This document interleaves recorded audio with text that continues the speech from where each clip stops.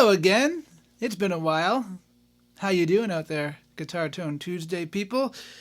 Yeah, Lucas Haneman here, back again from the depths of who knows where.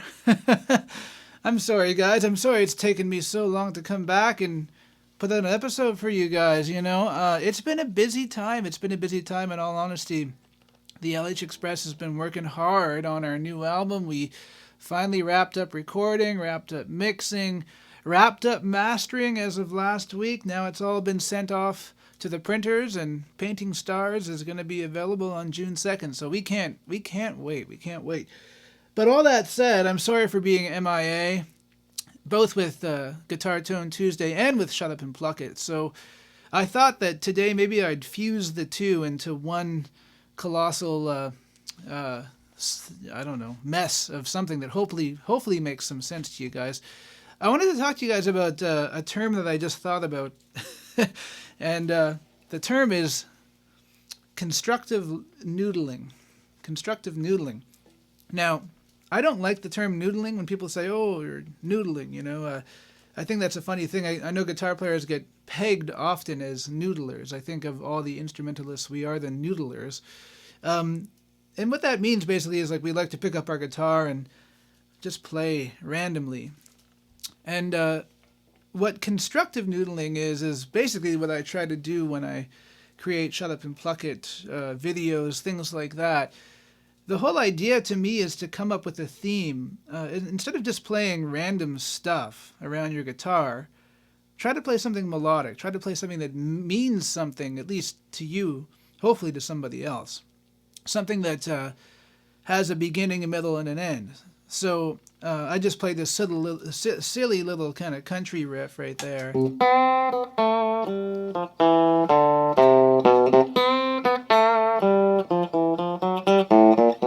I don't know, it just kind of came from nowhere. It's just a little C major thing. I'm in the key of C, right? So I'm playing in the C major scale, C, B, bending to C, then down the scale, and then down to the B note, back to the C. And then the second half I did something kind of similar, but I just changed the ending.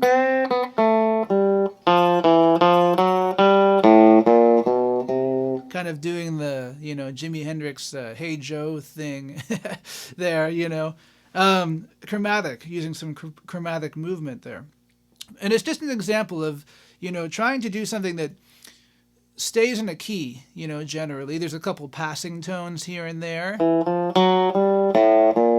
right? A couple passing tones here and there. But generally, I'm in this key. And what I always try to think about when I'm creating a piece from nothing, is I try to think about contrast. So I had my main theme, and then I went into this B section, what I call like a B section, which doesn't mean it's in the key of B. It just means that I went to some contrasting chords. So they're, again, still in the key, mainly. So a D minor, an E minor.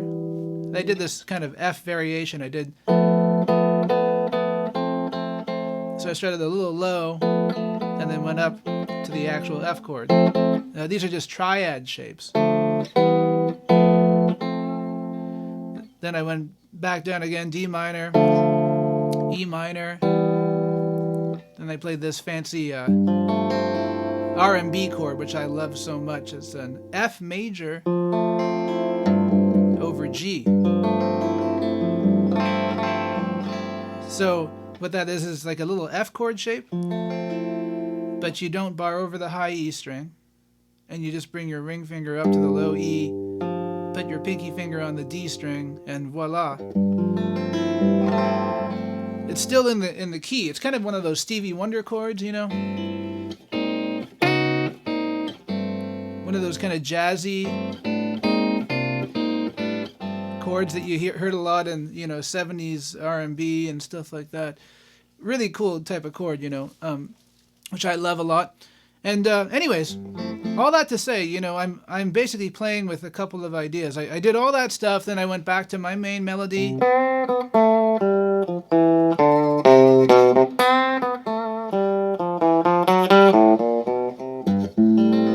And I had a bridge, which basically just was, or I should say maybe a C section, another bridge. A minor, G, F major, G major, basically.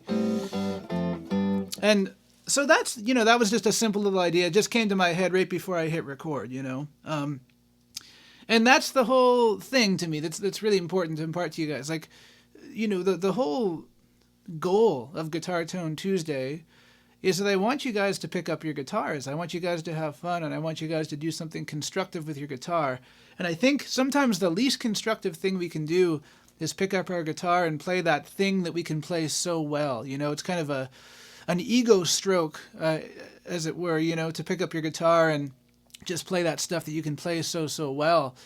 I think it's ultimately better to pick up your guitar and play something that you haven't played before, if it's at all possible for you to do that, And I'm not saying don't go and play the things that you know. You got to do that too, but as a daily practice, I think it's very good to pick up your guitar and try something out. Try some chords. Try putting something together. It doesn't have to be nearly as complicated as what I just played, but as long as it's something that kind of maybe pushes the scope of what you can do, that's a great thing to do, So play with rhythm, play with chord changes, play with pushing yourself out of your comfort zone, and that might be something as simple as, you know, trying to put an unlikely combination of things together, or just creating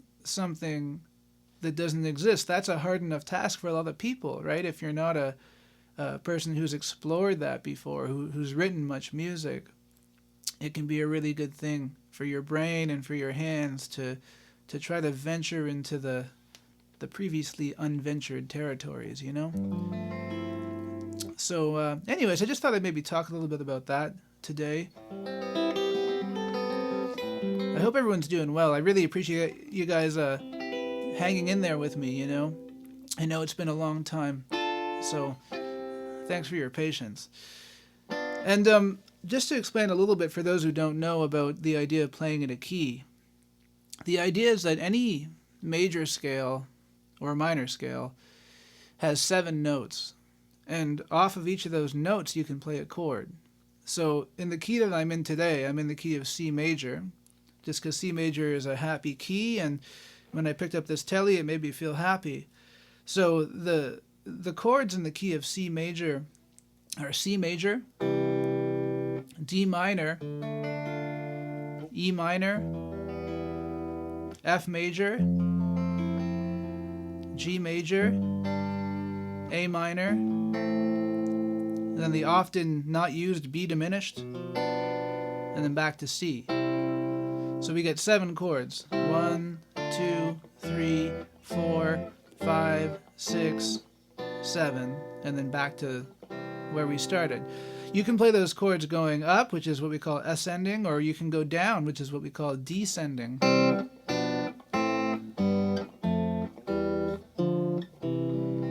Right? So there's lots of songs, that are built off of a descending chord progression.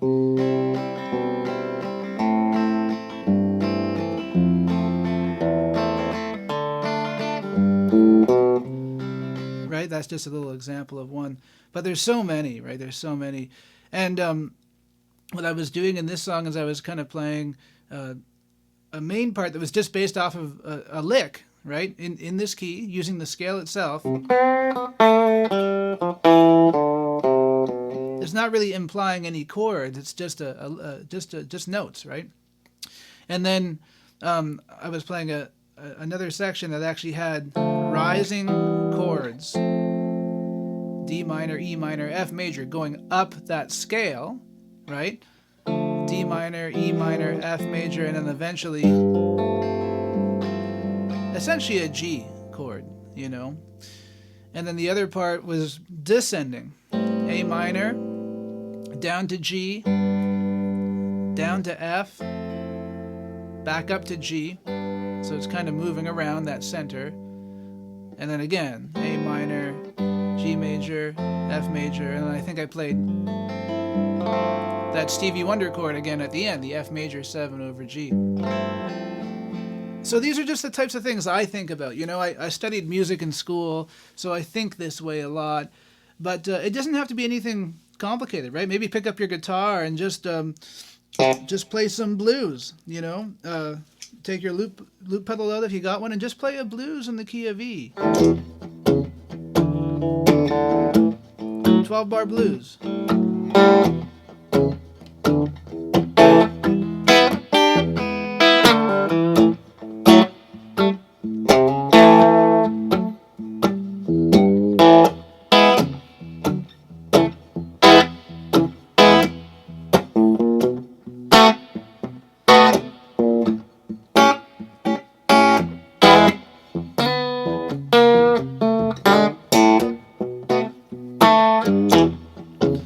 Top of that, explore an idea. Maybe you want to just explore the idea of playing simple melodies on the B string and high E,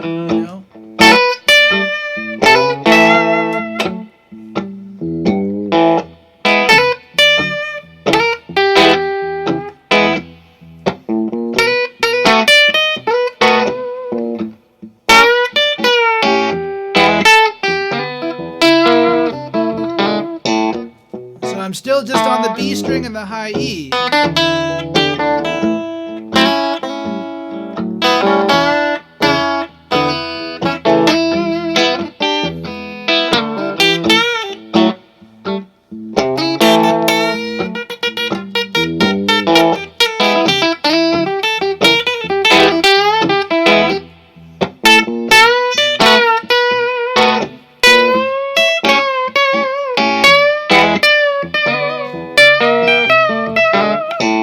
Still just the B and the high E string.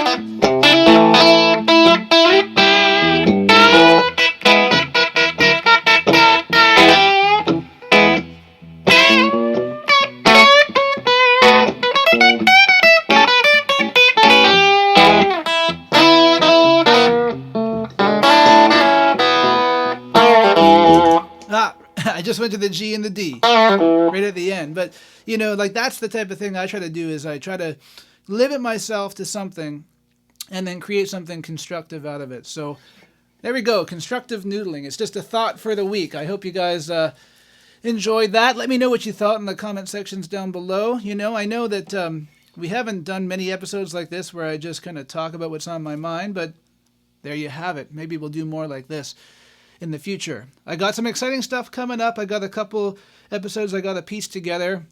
One coming up that's very exciting, comparing a very iconic acoustic guitar to a less iconic acoustic guitar. It's another blind shootout. That one's coming up soon. And, well, who knows what else is down the pipeline. You got to stay tuned. So please do like, share, subscribe, and thanks again for watching. We'll see you guys again very, very soon. Take care.